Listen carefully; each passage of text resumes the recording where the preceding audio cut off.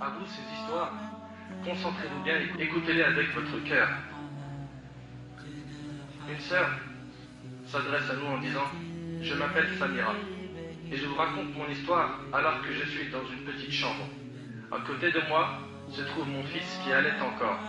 Je vous écris ces paroles alors que les regrets du monde entier se trouvent au sein de mon cœur. J'étais comme toutes les jeunes filles. Mon seul rêve était de porter une robe blanche et de vivre heureuse avec celui que j'aime dans un appartement seul. Alhamdulillah, c'est ce qui s'est passé. Allah m'a offert un homme très pieux. Mes rêves se sont réalisés et j'ai passé avec lui les meilleurs moments de ma vie. Je vous jure par Allah que chaque couleur que je voyais quand j'étais avec lui était belle. Chaque son que j'entendais quand j'étais dans notre appartement était merveilleux. Allah nous a de plus offert une très belle fille qu'on a appelée Fatima.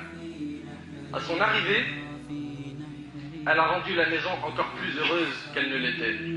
Mon mari, nommé Rohanen, il s'appelait Rohanen, travaillait dans une société qui lui donnait un très bon salaire, ce qui faisait qu'on vivait dans l'aisance, alhamdulillah.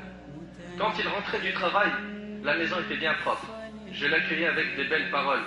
Il me demandait d'une voix si douce, « As-tu prié, Samira ?» Je lui répondais « Oui ». Je lui enlevais son manteau et ses chaussures, et lui préparais des chaussons pour qu'il aille se laver le visage dans la salle de bain, et pendant ce temps je me précipitais à mettre le repas à table. Des belles journées passées, et je m'en souviens jusqu'à maintenant. J'avais une voisine, Laïla, qui était professeure d'école. Elle avait un ordinateur et ne cessait de surfer sur le net. Je lui rendais souvent visite et la voyais souvent chatter. Elle me disait qu'elle avait beaucoup de copains et copines sur le net et m'a encouragé à demander à mon mari de m'acheter un ordinateur et de m'installer le net. Des jours passaient et Laïla ne cessait de me parler de ses amis du net, de son amour pour eux et comment elle arrivait à s'occuper pendant la journée sans s'ennuyer grâce au net. J'ai proposé à mon mari de m'en acheter un, il refusa de suite. Puis me promit de m'en acheter un après mon accouchement. Elle avait déjà Fatima et elle était enceinte. Il lui a dit, après ton accouchement, je t'achète l'ordinateur. Les jours passèrent vite et Allah nous offrit le nouveau-né, Mourad, qui s'appelait Mourad. Rahalem, son mari, m'a donc offert un ordinateur. J'attendais avec impatience qu'il aille au travail ou à la mosquée pour prier afin que j'aille surfer sur le net et chatter. Mon mari m'aimait très fort et ne me laissait manquer de rien. Quand il rentrait du travail à une heure imprévue, il me voyait stressé. J'essayais vite de fermer la page du net qui était ouverte. Et lui, il me disait « Qu'est-ce que tu as, Samira ?» Je répondais rien, mais je pense que l'ordinateur est un peu lent. Je lui mentais. Il me souriait puis partait calmement. Quand j'étais chez Laïla, j'apprenais comment envoyer des fichiers et des photos. Et de là, toute la souffrance et tous les malheurs ont commencé. J'ai commencé à négliger les prières et parfois je la délaissais pendant des jours. Mon mari ne cessait de me le signaler. Les jours passaient, puis je fis la connaissance d'un homme sur le net qui avait pour pseudo M. Il versait sur moi des paroles d'amour avec une voix si douce et si apaisante. Plusieurs fois je me reprenais et me disais « Ittaqillah, crains Allah, Samira. Là tu es en train de tromper ton mari, crains Dieu !»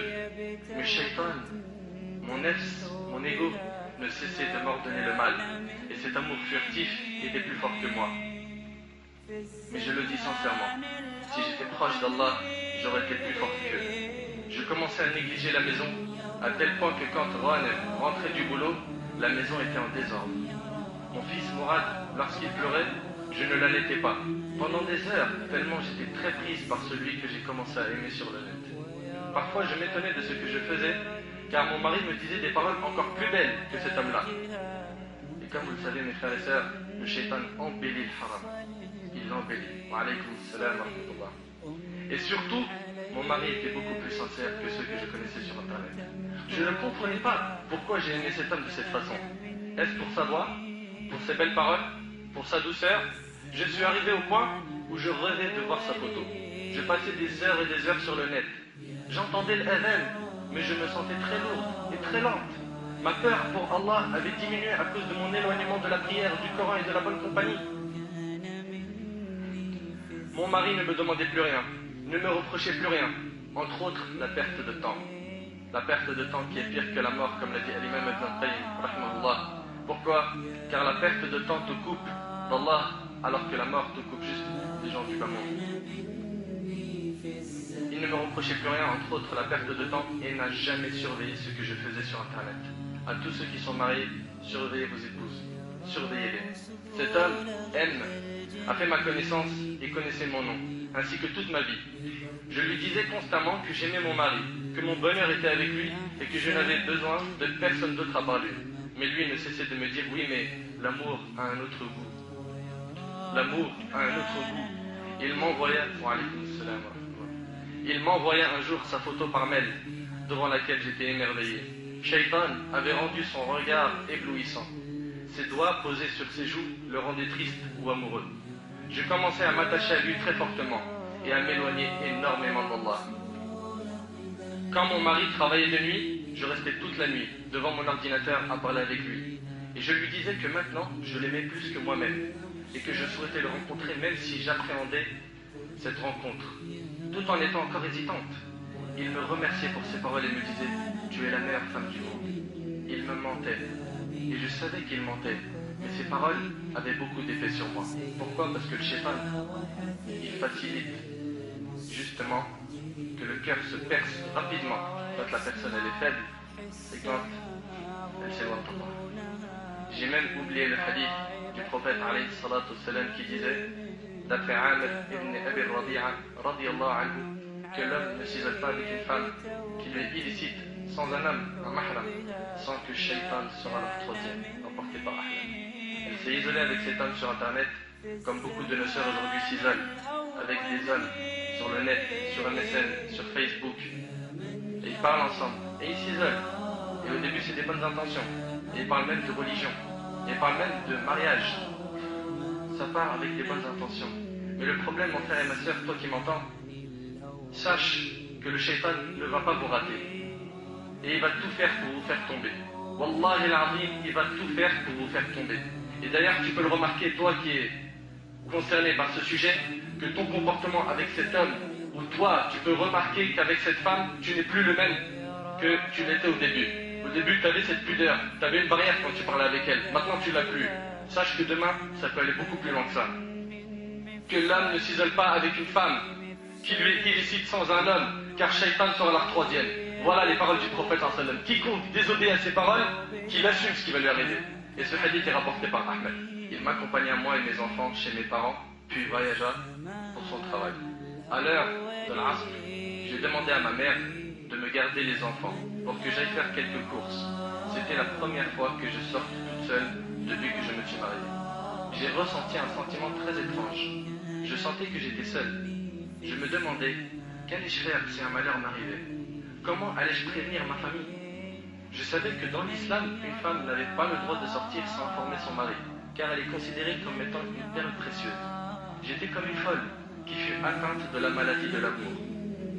Je me suis mise à chercher une cabine téléphonique, je sortis le numéro de Monsieur M de mon sac, puis commençai à composer le numéro en tapant 1, 2 et le reste des chiffres. Mes doigts tremblaient de peur. Je me demandais qu'est-ce qui allait décrocher. Et là d'un coup ça sonne. Et d'un coup j'entends une voix. J'entendis sa voix, toujours aussi belle et douce. Sa voix qui me disait oui, qui est-ce? Je répondis, c'est ta chérie Samira. Je ne pus résister aux tendres paroles qu'il m'a dites au téléphone. Il me demanda ensuite, où es-tu Samira? Je lui décrivis exactement l'endroit où je me trouvais. Je sortis de la cabine pour l'attendre en me posant toujours la question. Est-ce que je rentre chez mes parents ou est-ce que je l'attends pour au moins bénéficier d'un de ses regards? Un quart d'heure après, une magnifique voiture s'arrêta devant moi. Les vitres commencèrent à descendre petit à petit, puis son visage apparut devant moi. J'étais sûr que c'était lui, car c'était la même photo que j'avais reçue par email. Je n'en croyais pas mes yeux. J'étais comme une folle. Il me dit, viens, entre Samira. J'hésitais à monter dans sa voiture, puis il insistait, entre s'il te plaît ma chérie. On va juste faire un tour en voiture, puis on revient au même endroit. Mes pieds se dirigeaient tout seuls vers la voiture. J'ouvris la porte tout doucement, puis m'assis à côté de lui. De là commença les malheurs. On aurait dit que je suis monté dans le bateau des malheurs, dans le bateau de l'enfer. Je me suis rappelé mon mari, et mes larmes commencèrent à couler. Je me suis rappelé mon père, ma mère, mes frères et sœurs. Il resta calme, puis il me dit affectueusement, Samira, qu'est-ce que tu as, ma chérie? Avec la plus douce des voix que j'ai pu entendre de ma vie. Il regarda mon visage puis me dit: oh mais qu'est-ce que tu es belle. Mes larmes ne cessèrent de couler, car j'ai senti que j'ai trahi mon mari. Comment j'ai pu me permettre de me retrouver dans cet endroit? Il me demanda, tout en étant étonné: Samira, est-ce la première fois que tu sors avec un homme? Je répondis oui. Il me dit: Samira, n'aie pas peur, ne pleure pas. Tu m'as bien dit que tu m'aimais quand on discutait sur le net. Pourquoi as-tu peur?